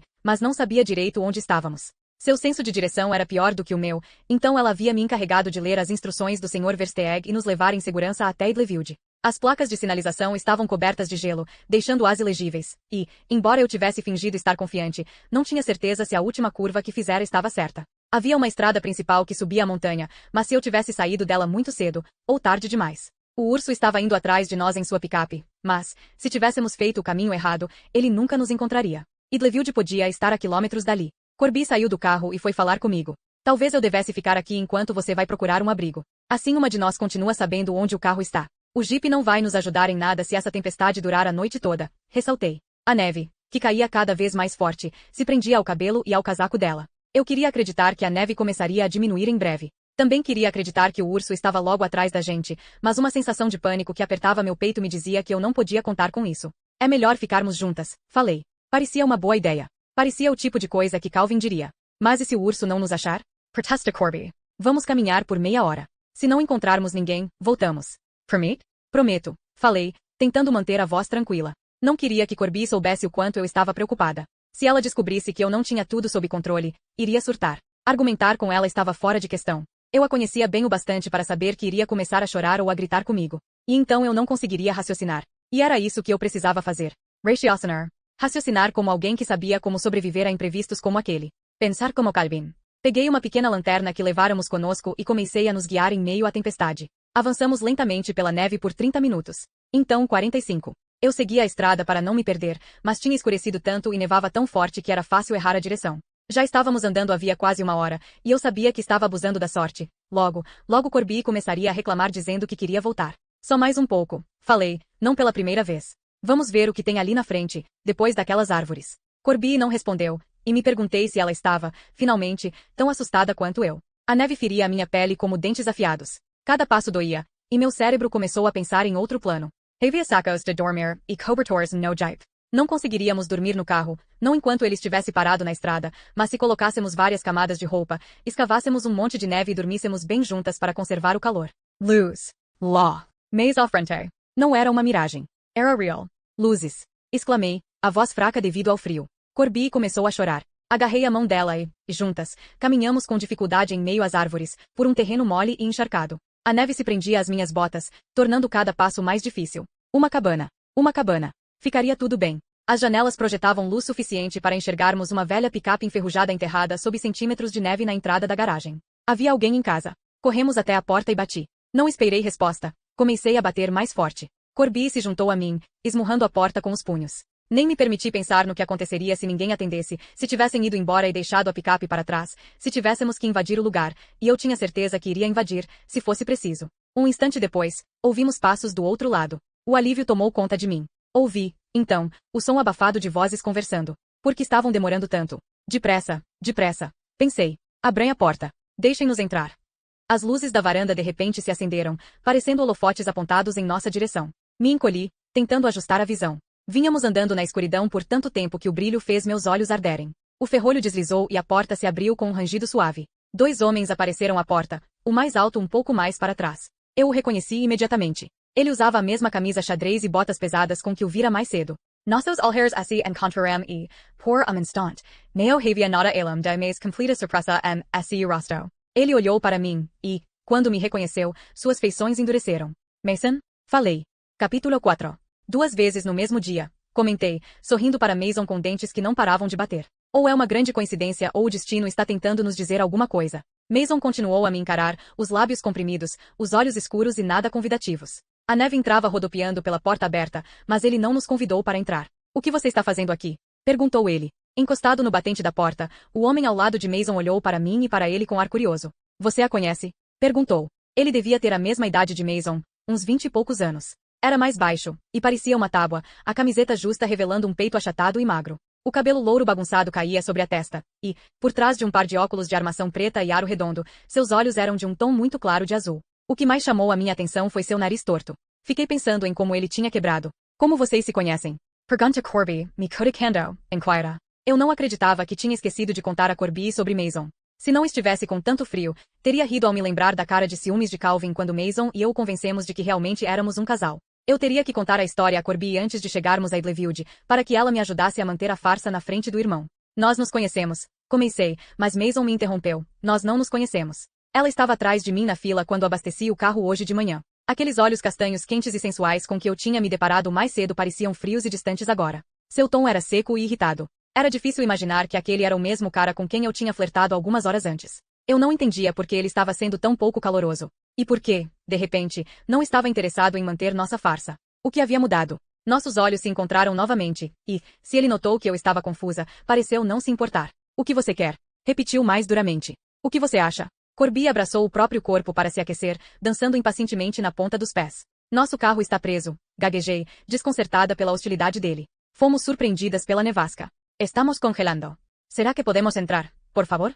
Deixe as meninas entrarem, disse o amigo de Mason. Olhe para elas, estão completamente encharcadas. Sem hesitar, Corby entrou, e eu fui atrás dela. Quando o amigo de Mason fechou a porta, o calor encontrou minha pele, e estremeci, aliviada. Elas não podem ficar aqui esta noite, disse Mason imediatamente, bloqueando o corredor que levava para o interior da cabana. Se não ficarmos aqui esta noite, vamos virar cubos de gelo humanos, disse Corby. Você não quer essa responsabilidade nas suas mãos, quer? Parece sério, observou o amigo de Mason, com um brilho de deleite nos olhos. Definitivamente não queremos ser responsabilizados por cubos de gelo humanos. Principalmente aqueles que ficam muito melhores em sua forma com sangue correndo nas veias. Em resposta ao flerte, Corby abriu os braços e fez uma reverência, abrindo sem pudor um sorriso. Onde está o seu carro? Perguntou Mason. Onde você estacionou? Na estrada principal, descendo da cabana, falei. Caminhamos 1 hora para chegar aqui. O carro deve estar soterrado por um monte de neve a essa altura, acrescentou Corby. Inacreditável, murmurou Mason, me encarando, irritado. Como se fosse minha culpa. Bem, me desculpe por não controlar o tempo. Me desculpe por pedir uma pequena ajuda, um pouco de hospitalidade. Vocês estão sozinhas? Perguntou ao amigo de Mason. Só vocês duas? A propósito, meu nome é Shawn. O meu é Corby, respondeu ela com a voz aveludada. Shawn apertou a mão de Corby, depois tentou fazer o mesmo comigo. Mas eu estava com muito frio para tirar a mão do bolso do casaco. Só o cumprimentei com um gesto de cabeça. Brett. Sim, só nós duas, disse Corby, respondendo à pergunta. Vocês têm que deixar a gente ficar aqui. Vai ser divertido, prometo, acrescentou, com um sorriso alegre e tímido. Ignorei as insinuações de Corby e observei Mason atentamente. Não entendia por que ele estava agindo de forma tão estranha. Ele tinha se empenhado tanto em me ajudar mais cedo. Olhei para dentro da cabana, para além dos ombros largos dele, procurando uma pista que explicasse sua súbita frieza. Será que Corby e eu tínhamos interrompido alguma coisa?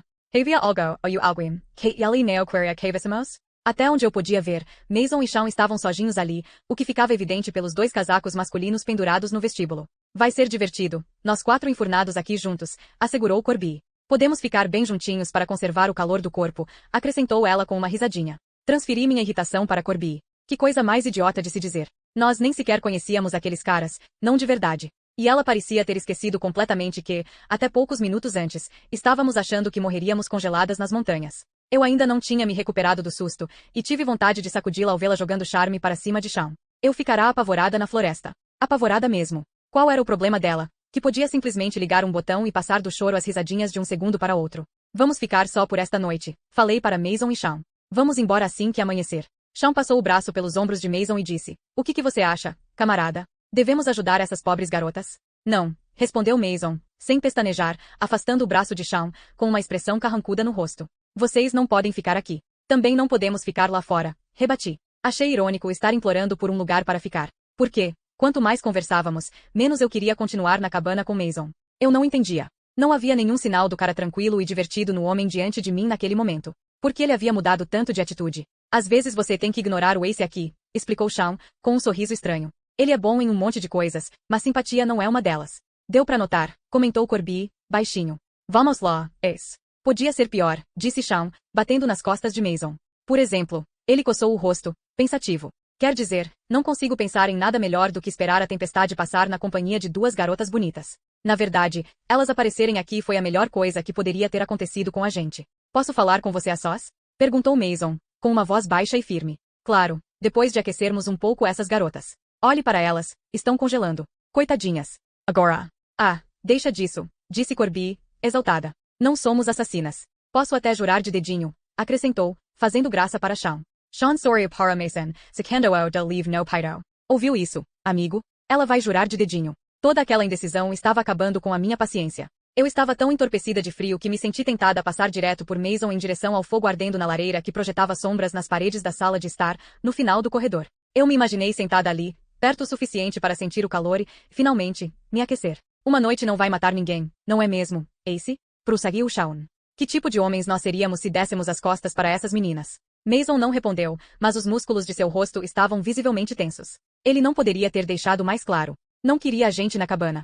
Shawn, por outro lado, estava mais do que feliz em nos deixar ficar o tempo que fosse necessário. Será que os 2 tinham discutido antes de Corby e eu chegarmos? Eu sentia a tensão entre eles crepitando como um fio desencapado. Podemos, por favor, discutir isso em frente à lareira? Pergunta Corby. Boa ideia, disse Shawn, mostrando o caminho. Corby o seguiu pelo corredor em direção à sala de estar, tirando o cachecol. A sós com Mason, por um segundo vi seu rosto relaxar, derrotado. Aquele olhar desapareceu em um instante, e ele fechou a cara de novo. De raiva? Hostilidade? Então olhou bem nos meus olhos, e pensei que, Talvez, ele estivesse tentando me dizer alguma coisa. Havia uma intensidade em seu olhar que parecia ocultar um significado mais profundo. Qual é o seu problema? Murmurei, tentando contorná-lo e ir para perto da lareira.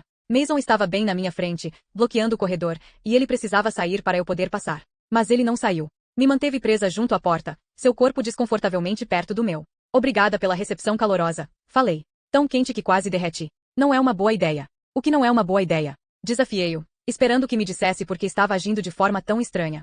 Vocês não deviam estar aqui. Por que não? Esperei pela resposta, mas tudo o que ele fez foi continuar me encarando daquele jeito sombrio e furioso. Não tivemos escolha, falei, tranquilamente. Acho que é pedir demais esperar que você me salve 2 vezes em um dia. Do que você está falando? Perguntou ele, irritado. Você me ajudou a não passar vergonha na frente do meu ex, lembra? Mas impedir que eu congele até a morte obviamente é um fardo pesado demais. O que vocês estão sussurrando aí? Gritachon de Solida Astar. Ele e Corby estavam sentados no sofá de couro de 2 lugares, as pernas dela cruzadas e na direção de Sean. Quase parecia que o bico da bota dela tocava a perna dele. Corby claramente tinha cansado de esperar que o urso aparecesse para resgatá-la. Venham para cá, está bem mais quente. Mason baixou a voz, falando com uma calma urgente. É tão ruim assim quanto você disse? Seu carro está mesmo preso? Se eu for com você até a estrada mais tarde, acha que conseguimos tirá-lo de lá? Nossa, você quer mesmo me tirar daqui a qualquer custo, hein? Provoquei, irritada. Eu não merecia ser tratada daquela forma. Não depois do que tinha acontecido mais cedo. Eu queria uma explicação. Onde estava o Mason de antes? Apenas responda à pergunta, pediu ele, ainda com a voz baixa e apressada. Não. A estrada está com muito gelo e a subida é muito íngreme. O carro não vai a lugar algum esta noite. Tem certeza? Insistiu ele. Você podia parar de ser tão idiota. Finalmente, e não sem resistência por parte dele, me encaminhei para a sala de estar. Ele não saiu do lugar, e nossos braços se roçaram enquanto eu me espremia entre ele e a parede para passar. Andei até a metade do corredor e olhei para trás. Mason ainda estava de costas para mim, passando a mão pelo cabelo curto. O que o incomodava? O que quer que fosse, estava me deixando inquieta também. Mesmo que eu e Corby estivéssemos a salvo da tempestade, não me sentia completamente segura dentro da cabana. Fora o meu encontro com Mason naquela manhã, eu não o conhecia. Muito menos conhecia Sean. E, apesar de Corby e eu já não corrermos mais o risco de morrermos congeladas, íamos passar a noite com 2 caras em quem não sabíamos se podíamos confiar. Era assustador. Por ora, eu não tinha escolha a não ser ficar alerta e esperar que parasse logo de nevar. Encontrei Sean e Corby na sala de estar. Obrigada novamente por nos deixar ficar, falei. Esse tempo é uma droga. Um brinde a isso, disse Sean, levantando um copo de plástico com água. Tem telefone aqui? Pergunta Corby. Nossos celulares estão sem serviço. Não tem. Mas tem chile e cerveja. E uma cama extra. Para onde vocês planejavam ir esta noite? Quer dizer, antes da tempestade? Perguntou Sean. Para a cabana da minha família, respondeu Corby. Idlewild. Ao rosto de Sean assim mostra indifferent ao nome. O que significava que eu provavelmente tinha pegado uma entrada errada e que não estávamos nem perto de Idlewild. É a cabana bem grande e bonita, com chaminés de pedra, acrescentei, na esperança de fazê-lo se lembrar. Idlewild era a única casa perto do lago e um ponto de referência. A cabana de vocês fica muito longe daqui? Interrompeu Mason, a voz chegando antes dele pelo corredor. Ele parou na entrada da sala de estar. Posso levá-las a pé até lá? Sean lançou um olhar breve e descontente para Mason, fazendo que não com a cabeça de forma firme, mas sutil. Em resposta, a boca de Mason se contraiu. Pelo olhar sombrio que os dois trocaram, senti que o clima ficou pesado. Talvez seja melhor verificar as condições da estrada antes de insistir nisso, interrompeu Corby. Pense em uma camada de lama com vários centímetros de profundidade. E então imagine 8 centímetros de neve se acumulando. Ninguém vai a lugar algum hoje. Você tem razão, disse Sean, levantando-se do sofá. Posso oferecer uma bebida? Temos água e mistura para fazer chocolate quente, embora eu não possa garantir que ainda está boa. E 2 garrafas de cerveja. Água, por favor, falei. Cheerdown. Corby? Eu também, disse ela, cruzando as mãos sobre os joelhos, com um sorriso sexy. Eis, amigo? Perto da entrada da sala de estar, Mason andava de um lado para outro, um olhar obscuro e inquieto no rosto. Devia estar concentrado, pensando em alguma coisa, porque só depois de alguns segundos ele disse, o quê? Bebeira? Eu mesmo pego. Quando Sean desapareceu na cozinha, Mason colocou as mãos nos bolsos e se encostou na parede, sem tirar os olhos da gente. Ergui a sobrancelha para ele de um jeito desafiador. Disse a mim mesma que era melhor ignorá-lo, mas não conseguia evitar. A curiosidade estava me dilacerando por dentro. Por que ele estava bancando um mal-humorado? Onde estava o cara simpático e, ouso dizer, sexy daquela manhã? Porque eu o queria de volta. De uma maneira que não podia explicar, naquele momento eu queria mais aquele cara do que Calvin. O que significava muita coisa. Este lugar é tão adoravelmente rústico, disse Corby, observando as vigas expostas ao longo do teto. Qual de vocês é o dono? Mason não respondeu. Eu e Corby o encaramos. Com um suspiro exasperado, ela se levantou do sofá, andou até Mason e estalou os dedos em frente ao rosto dele. Chamam-se palavras. A gente usa para falar. Sean voltou para a sala. A cabana é do Ace, respondeu. Os pais dele faleceram recentemente e deixaram a casa de herança. É a primeira vez que a gente vem aqui depois do funeral. Ah! Engoli em seco. Deve ser muito difícil. As lembranças, quer dizer, balbucio, medindo as palavras e tentando ser cordial. Mason pareceu não me escutar, ou preferiu me ignorar. Seus olhos estavam grudados em Shawn, as sobrancelhas erguidas, o olhar inflamado. Ace não gosta de falar sobre isso, explicou Shawn tranquilamente, contraindo os lábios, quase achando graça em tudo aquilo. Ele é ateu. A morte sempre o deixa pensativo. Não acredita em vida após a morte. Certo, amiga? Ninguém disse nada. Limpei a garganta, achando Shawn um pouco insensível, mesmo que eu já não me preocupasse mais nem um pouco com os sentimentos de Mason. Shawn quebrou a tensão com uma risada desarmante. Nossa, vocês acreditam mesmo em tudo. Deviam ver o rosto de vocês agora. A cabana é minha, não do Ace. E, antes que perguntem, os pais dele são aposentados perfeitamente saudáveis e moram em Scottsdale, no Arizona. Você é pior do que o meu irmão, disse Corby, atirando uma almofada do sofá em Shawn. Shawn abriu um grande sorriso. Este é o preço que vocês vão ter que pagar para dormir aqui esta noite, aturar meu senso de humor estranho. Ele esfregou as mãos. Então, me digam, o que estão fazendo sozinhas aqui nas montanhas? Morrendo de fome, disse Corby, sem rodeios. Está na hora do jantar. Podemos comer e depois conversar? Juro que eu perdi uns 4 quilos andando até aqui. Shawn olhou para mim e para Mason, depois deu de ombros. Está certo. Vou fazer para vocês o melhor chili que já comeram na vida, vocês não perdem por esperar. Vá fazer sua mágica, encorajou Corby, balançando a mão em direção a ele. Mas vai ter que se virar sozinho. Não faço trabalho manual, incluindo cozinhar. E nem perca seu tempo pedindo ajuda a Brit. Ela consegue ser pior que eu, continuou, me olhando como se dissesse, não se atreva a ajudá-lo, ele é meu.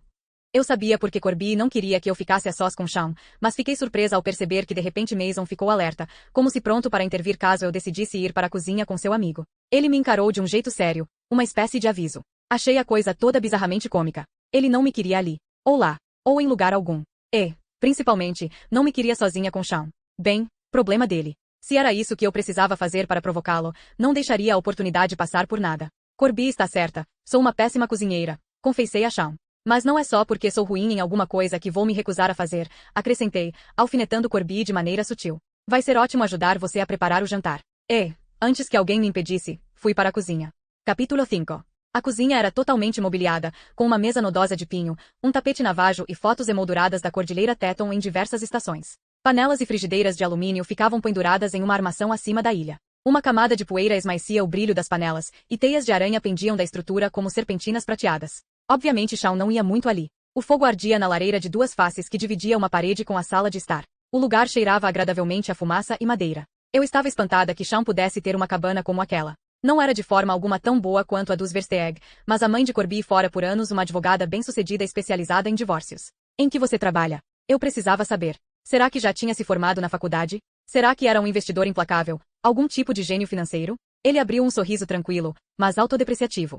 Sou um esquiador inveterado. Tranquei a faculdade até decidir o que quero fazer da vida. Tecnicamente, este lugar pertence aos meus pais. Mas eles não esquiam mais, então o deixaram para mim. Venho aqui sempre que posso. Ele deve pedir comida com frequência, pensei, pois aquelas panelas não eram usadas fazia muito tempo. Mas você está muito longe da estação de esqui, não? Não me importo de dirigir. Lavei as mãos na pia, mas, como não vi pano de prato por perto, usei a calça jeans mesmo. Por onde devo começar?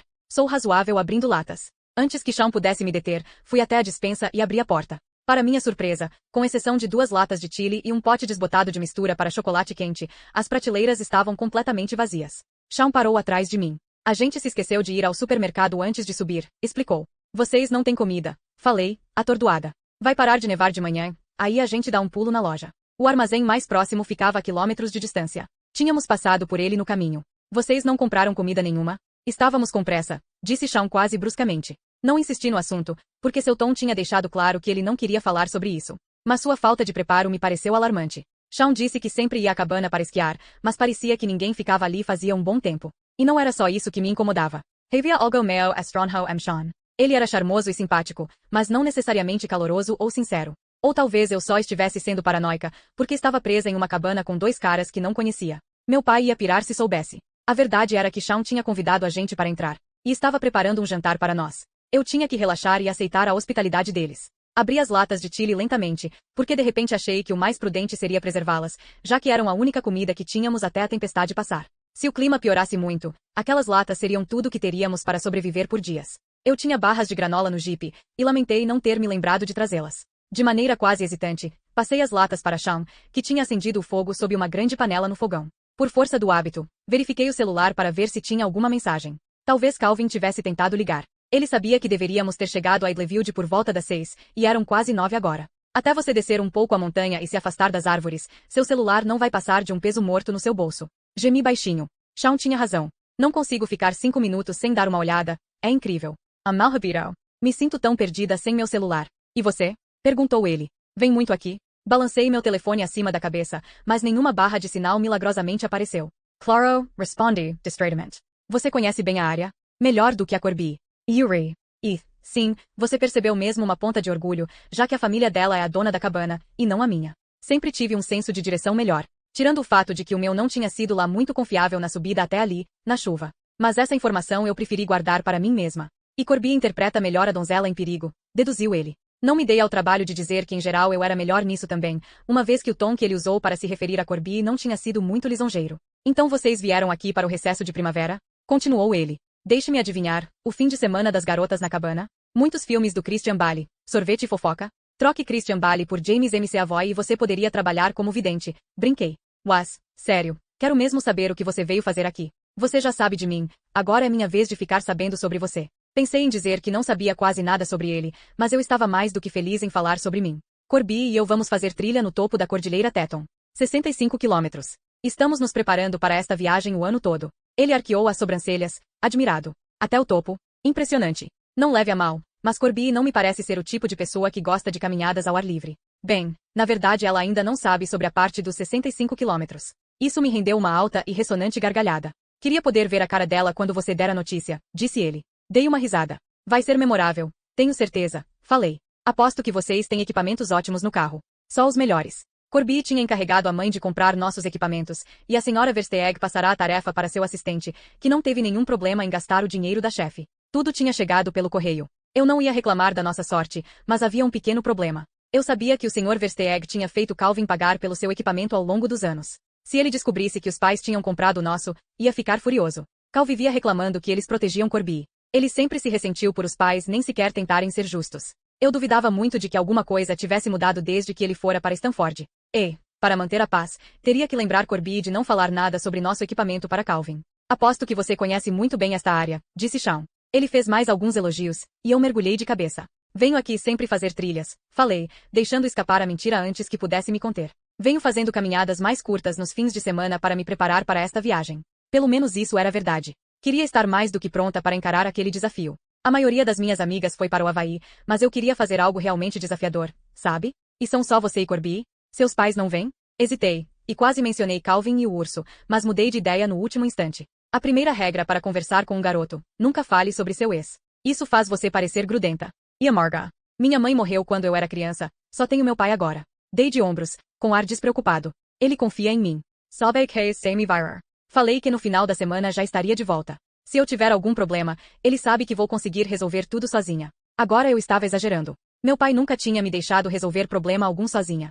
Isso não era uma possibilidade. Ele é um paizão. Sempre pensei que fosse porque sou garota, e a caçula, e porque tinha perdido minha mãe para o câncer antes de ter idade suficiente para me lembrar dela. Meu pai estava sempre de prontidão, a postos para me salvar, mesmo dos menores inconvenientes. A verdade era que eu me sentia confortável em depender dele, e de todos os outros homens da minha vida. Sempre tinha funcionado bem para mim, até que acabei tendo meu coração partido. Shawn sorriu. O que foi? Perguntei. Nada.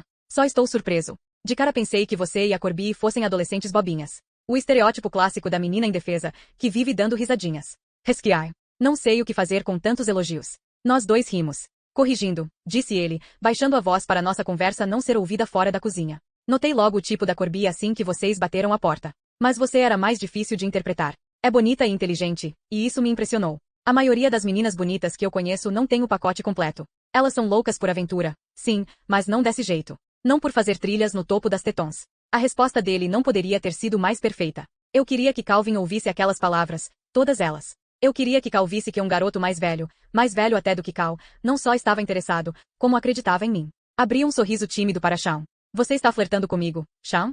Acho que Corby ganha o prêmio de maior flerte, respondeu ele. Eu não estava esperando isso, e levei um minuto para pensar em uma resposta igualmente cautelosa. Corby é boa no que faz. E quanto a você? Ele deu um passo mais para perto. Você costuma flertar, Brit? Hezeriai. Eu mal conhecia Shawn. Além do mais, Corby tinha deixado claro que o vira primeiro. Mas quem tinha namorado era ela. Na verdade, a preferência devia ser minha. No momento certo, falei, com um sorriso esperto. Com o cara certo. E o que me diz deste momento? Ele estava tão perto agora que seu sussurro rouco saía direto no meu ouvido. Este momento vai dar em algum lugar, e nós dois sabemos disso. Queria saber se seu coração estava tão acelerado quanto o meu. Me perguntava se ele olhava furtivamente para minha boca, do jeito que eu descaradamente olhava para dele. E agora? Falei, a voz suave. O que tem ela? Ela gostou de você. E eu gostei de você. Ele serviu um copo de plástico de água para cada um de nós e depois levantou o dele em direção ao meu em um brinde. A tempestade de neve. Por prender você aqui comigo. Bati meu copo no dele, grata por ter encontrado Sean, porque, por um minuto, eu havia pensado que teria que me virar sozinha para sobreviver. Em vez disso, eu tinha ido parar sob a proteção de um homem mais velho e sexy. Duvido que qualquer uma das minhas amigas fosse voltar do recesso com uma história melhor. Poucos minutos antes de o chili terminar de ferver, Corby e eu fomos ao banheiro para nos preparar para o jantar. Você se divertiu cozinhando com Sean? Perguntou ela, irritada. Foi tudo bem, respondi, tranquila, sem entregar nada. Uma pequena parte de mim gostava de manter o suspense e deixá-la curiosa. E também dar o troco pelos seus ataques ao meu Jeep. Você me deixou sozinha com o Frankenstein. Frankenstein é o nome do médico. Eu deixei você sozinha com o monstro do Frankenstein. Além do mais, você não precisava ter ficado na sala. Podia ter ido nos ajudar na cozinha. Não depois de falar que não cozinho. Dei de ombros, como se dissesse, problema seu. Sobre o que você e Sean conversaram? Interroga-me, Corby. Por que você se importa? Você tem o urso. Sean está aqui, o urso. Não. E ai? Sobre o que vocês falaram? Lavei as mãos. Mas, como não tinha toalha no banheiro, tive que secá-las na calça novamente. Ah, você sabe. Oh, basical. Conversamos principalmente sobre a trilha. Corby pareceu aliviada. Só isso. Vocês só falaram sobre a trilha? Você não deu mole para ele? E se eu tivesse dado?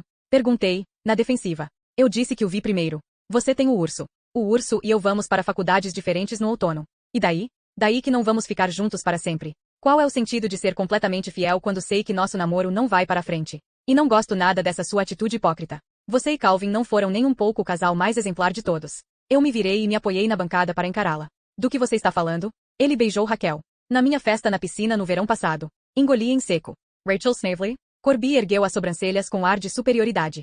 Ninguém é perfeito, Brit. Supera isso. Pensar em Calvin beijando Raquel me fez apertar com força a beirada da bancada. Calvin e eu tínhamos começado a namorar em abril, um ano antes. A festa de Corby havia sido em julho. Eu tinha me dedicado fielmente a Cal até ele terminar comigo, em outubro, mas, obviamente, ele não havia feito o mesmo. Será que Raquel tinha sido seu único deslize? Ou será que ele tinha me traído outras vezes? E quanto a Rachel? O que a tinha levado a fazer aquilo comigo? E só agora lhe ocorreu que eu iria querer saber disso?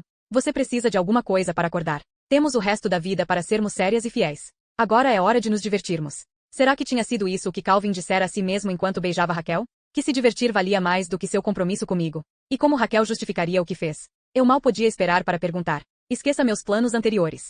Não havia nenhuma maneira de eu ficar com Calvin no recesso de primavera. O jantar está pronto. Gritou Sean da cozinha. Corby agarrou a manga da minha camisa antes que eu saísse do banheiro. Eu o vi primeiro, repetiu, mais decidida dessa vez. Olhei para onde os dedos dela se enroscavam firmemente no meu braço.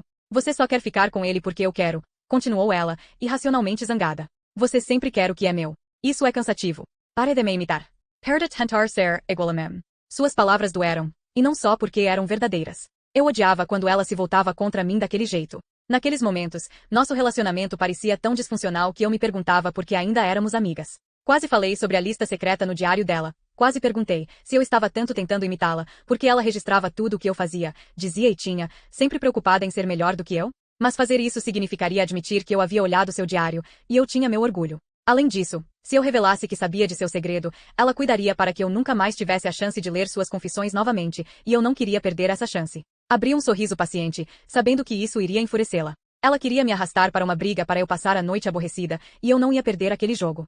You are mold escardament para Sean. Acho melhor irmos jantar, os rapazes estão esperando, falei, em um tom sereno. E saí do banheiro, deixando-a para trás. Antes de chegar à cozinha, ouvi Sean e Mason discutindo, as vozes baixas e tensas. No que você estava pensando? Você sequer está pensando? Perguntou Mason. Tenho tudo sob controle. Sob controle? Você está falando sério? Dê uma olhada em volta. Cara, eu vou tirar a gente desta montanha. Está tudo bem. Eu cuido disso. Ninguém quer sair desta montanha mais do que eu, sibilou Mason. Sean riu. Você está preso aqui comigo, amigo. Maldito tempo de merda. O que vai fazer? Franzi a testa, me perguntando sobre o que exatamente eles estavam discutindo, mas nenhum dos dois falou mais nada sobre o assunto. Mason não jantou conosco. Ficou na cozinha, um dos ombros apoiado no batente da janela, o olhar frio encarando cada um de nós. Ele parecia quase tão carrancudo quanto a cabeça de cervo empalhada sobre a lareira. De vez em quando, Passava a mão pelo cabelo, ou esfregava a nuca, mas, fora isso, mantinha as mãos enfiadas nos bolsos. Estava com olheiras, mas eu não sabia dizer se eram de cansaço ou preocupação, ou se ele apenas precisava dormir um pouco. Eu não sabia porque estava tão perturbado nem porque não gostava que Corby e eu estivéssemos na cabana, mas estava claro que ele queria que dessemos o fora dali. Se não fosse por Sean, ele provavelmente teria nos colocado para fora. Não meio da tempestade. Naquele momento, Mason me pegou olhando para ele. Balançou sutilmente a cabeça. Eu não sabia o que aquilo significava. Se ele tinha algo para me dizer, por que não falava logo? Com fome, Ace? Pergunta Sean. Sean colocou tigelas, colheres e guardanapos na mesa, então começou a abrir as portas e as gavetas dos armários de forma aleatória. Achei estranho ele não saber onde estavam as coisas na própria cozinha. Se bem que meu irmão, Ian, nunca achava nada na nossa cozinha, e morávamos na mesma casa desde sempre. Por fim, Sean encontrou o que estava procurando, pegou um apoio de panela na gaveta ao lado do fogão e colocou-a no centro da mesa. Mason observava a escuridão lá fora. Não, respondeu.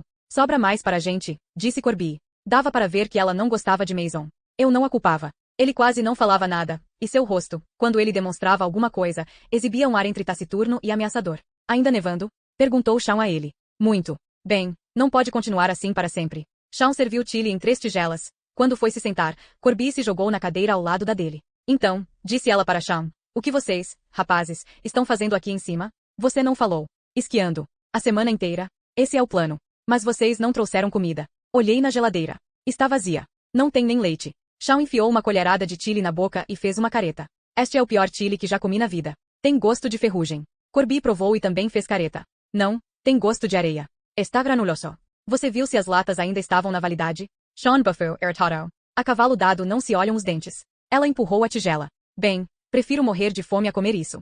Não pode estar tão ruim assim, disse Mason, e todos olhamos para ele. Os olhos de Mason corriam cautelosamente de Sean para Corby, como se previssem que algo ruim estava para acontecer. Diz o cara que não experimentou, rebateu Corby. Eu daria qualquer coisa por um filé de salmão agora. Minha família sempre come salmão na nossa cabana. Salmão com arroz jasmim e vagem cozida no vapor.